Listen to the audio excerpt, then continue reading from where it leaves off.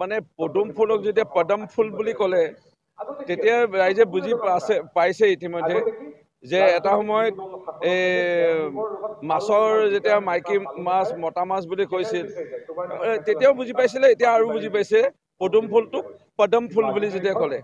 অৰ্থাৎ গৌৰৱ গগৈ আজি তাৰিখত ৰাজনৈতিক প্ৰেক্ষাপটত তেখেতৰ কোনো স্থান নথকা নিচিনা এটা পৰিৱেশ আহিল।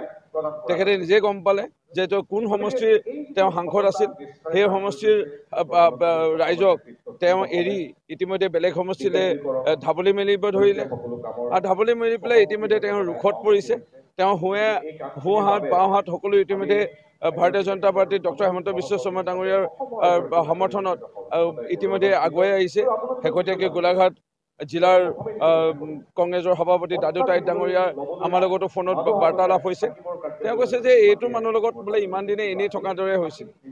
আজি এই মানে দাদু টাইট ডাঙৰীয়াৰ পৰা আদি কৰি কেউজন ইতিমধ্যে যোগাযোগ কৰি আছে।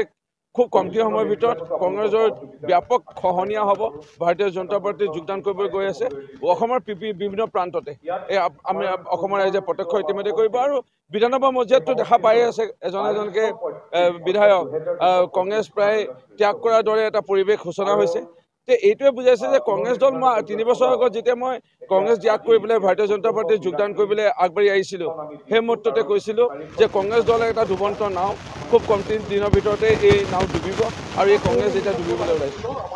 চবতকৈ হাঁহি উঠাৰ বিষয় অসমৰ ৰাইজে এই কথা কেতিয়াও মানি ল'ব নোৱাৰে, কিন্তু অসমৰ ৰাইজে এইটো দেখিলে যে কংগ্ৰেছ AUDFৰ লগত যে প্ৰেম এইটো প্ৰেম যে তেওঁলোকৰ আছে, এইটো মানে এইটো প্ৰেম AUDF কংগ্ৰেছৰ এইটোতো সকলোৱে দেখি আছে। যেতিয়া AUDFৰ বিধায়ক এজনে আমিনুল ইছলামে কিবা এটা প্ৰসংগ কয়, সেই প্ৰসংগ কোৱাৰ লগে লগে কংগ্ৰেছে একেলগতে তেওঁলোকে বাহিৰলৈ ওলাই যায়, সেইবোৰতো প্ৰেম দেখি আছে। সেই প্ৰেমবোৰ বেলেগ আৰু প্ৰমাণ অসমৰ ৰাইজক প্ৰয়োজন নাই। সেইকাৰণে ভাৰতীয় জনতা পাৰ্টীয়ে প্ৰত্যেকবাৰে কৈ আছে যে আমি অসম গণ পৰিষদ, UPPL, গণশক্তি, ৰাভা, বড়ো, তিৱা, ঠেঙাল, কছাৰী এই লোকসকলক লৈ পেলাই, খিলঞ্জীয়া মূলৰ লোকসকলক লৈ পেলাই আমি অসমখনক আমি আগুৱাই লৈ যাব বিচাৰিছোঁ। আমি কেতিয়াও আমাৰ এই সস্তীয়া ৰাজনীতি আমি কৰা নাই আৰু আমি সস্তীয়া ৰাজনীতি কেতিয়া কৰিব নিবিচাৰোঁ।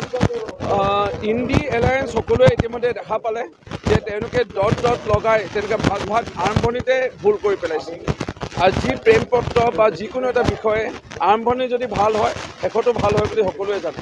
আমাকো এছে লিখিব শিকাইছিল যেতিয়া শিক্ষাগুৰুৱে প্ৰথম অৱস্থাত। আৰম্ভণি সদায় ভাল হ'ব লাগে। ইণ্ডি এলায়েন্সৰ আৰম্ভণিতে দত লগাই পেলাই তেওঁলোকে ভাগ কৰিব বিচাৰিলে, যাৰ কাৰণে গোটেই ভাৰতবৰ্ষত এতিয়া ভাগ হৈ গ'ল। আৰু ইয়াতো ৰাজ্যখনতো আমি এতিয়া ভাগ হোৱা দেখা পালোঁ। আৰু কেইজন ইতিমধ্যে এই ইণ্ডি এলায়েন্সৰ পৰা ভাগ হৈ আহিছে। কেইদিনমান আগলৈকে 15টা ৰাজনৈতিক দল আছিল। সিদিনাখন সংবাদ মেলত ভূপেন বৰাই ক'লে যে 13টা ৰাজনৈতিক দল উপস্থিত আছে। অৰ্থাৎ 15ৰ পৰা 13 আহিল, 13ৰ পৰা কেইদিনমানৰ পিছত 10 হ'ব, 10ৰ পৰা আকৌ গৈ পেলাই 8 বা 7 হ'ব, তাৰপিছত 4-5, তাৰপিছত 2-1 এনেকৈ দল থাকিল। কথা অখিল গগৈ খুব তেখেত এক প্ৰকাৰৰ মানে সৌভাগ্যৱান যে তেওঁ কিবা এটা ভাগ্য বলতে বিধায়ক হ'ল এই শিৱসাগৰ সমষ্টি।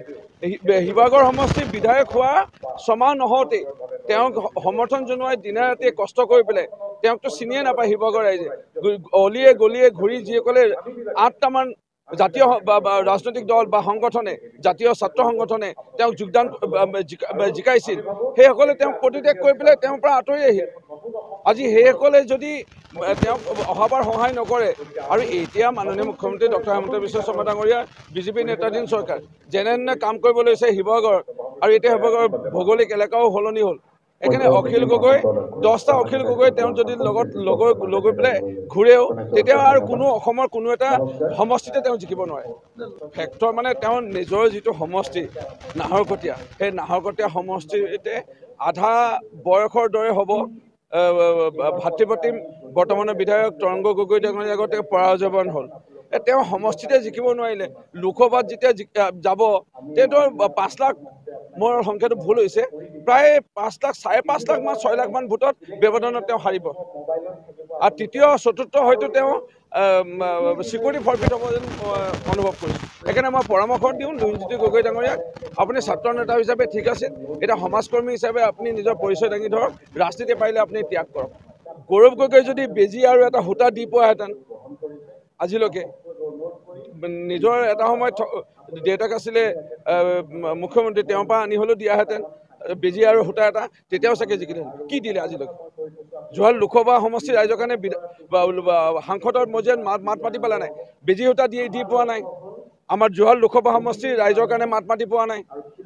আমাৰ বোলে কিবা এটা অনুষ্ঠান প্ৰতিষ্ঠানত কিবা দান দক্ষিণা দি পোৱা নাই। আমাৰ বোলে সুখে দুখে কেতিয়াবা বোলে কিবা এটা থিয় হৈ পোৱা নাই। বিভিন্ন বানপানী আহিল, বিভিন্ন ধুমুহা আহিল, মানুহৰ ঘৰ টিং ফুটিলে, কেতিয়াবা বোলে মাত এষাৰ দিব আহিলে, সেইবোৰো অহা নাই। এনেই আৰু ফ্ৰীতে ভোট লাগে। আমাৰ সাংসদ যিজনে পাব, আমাৰ তেওঁ শুইয়ে জিকিব। সেইকাৰণে ইয়াত আৰু বেলেগকৈ আৰু আমাৰ প্ৰচাৰ কৰিব লগাও নাই। দেশৰ প্ৰধানমন্ত্ৰী নৰেন্দ্ৰ মোদী ডাঙৰীয়া যি কেন্দ্ৰৰ বিজেপি চৰকাৰৰ আঁচনি, মাননীয় মুখ্যমন্ত্ৰী ডক্টৰ হিমন্ত বিশ্ব শৰ্মা ডাঙৰীয়াৰ এই 3 বছৰ নহওঁতে যিখিনি আঁচনি ৰাইজে সা সুবিধা লাভ কৰিছে, এখন গুলি নুফুটা বম নুফুটা অসম লাভ কৰাৰ উপৰিও চাহ বাগানৰ শ্ৰমিকৰ মজুৰি বৃদ্ধি, আজি আমি মাটি পট্টা প্ৰদান কৰিছোঁ। দেশৰ স্বাধীনতা হোৱা 75 বছৰত 60 বছৰতকৈ অধিক কাল, প্ৰায় 70 বছৰে কংগ্ৰেছৰ চৰকাৰ আছিলে, মাটি পট্টা প্ৰদান কৰা নাছিলে খিলঞ্জীয়া মূলৰ লোকক। এইখিনি ৰাইজে যি পাই আছে, ৰাইজে এতিয়া আৰু বেলেগৰ পিনে বেলেগ ৰাজনীতি লৈ পিনে চকু নিদিয়ে মোৰ দিয়া বিশ্বাস। এইবোৰ আৱেগিক কথা কৈ লাভ নাই। অসমীয়া ল'ৰা চবেই, ময়ো অসমীয়া ল'ৰা, আপুনিও অসমীয়া ল'ৰা, আপুনিও অসমীয়া ল'ৰা, আপুনিও অসমীয়া ল'ৰা, চবেই আমি অসমীয়া ল'ৰা। ইয়াত কাম কৰা মানুহ লাগে। আৰু ভৱিষ্যত কি হ'ব? কেন্দ্ৰত চলি আছে বিজেপি চৰকাৰ, দেশৰ প্ৰধানমন্ত্ৰী তৃতীয়বাৰৰ বাবে বিজেপি চৰকাৰ হ'ব। মুখ্যমন্ত্ৰী ডক্টৰ হিমন্ত বিশ্ব শৰ্মা ডাঙৰীয়াৰ চৰকাৰ আৰু 2 বছৰ 2 মাহমান আছে। এইটো সময়ত বিজেপি কেন্দ্ৰ, বিজেপি ৰাজ্য, বিজেপি সাংসদ, বিজেপি বিধায়ক, বিজেপি জিলা পৰিষদ, বিজেপি পঞ্চায়ত, সকলোতে বিজেপি থকাৰ পিছত এতিয়া কংগ্ৰেছক ভোট দিটো লাভ নাই, মানুহে জানে এই কথা।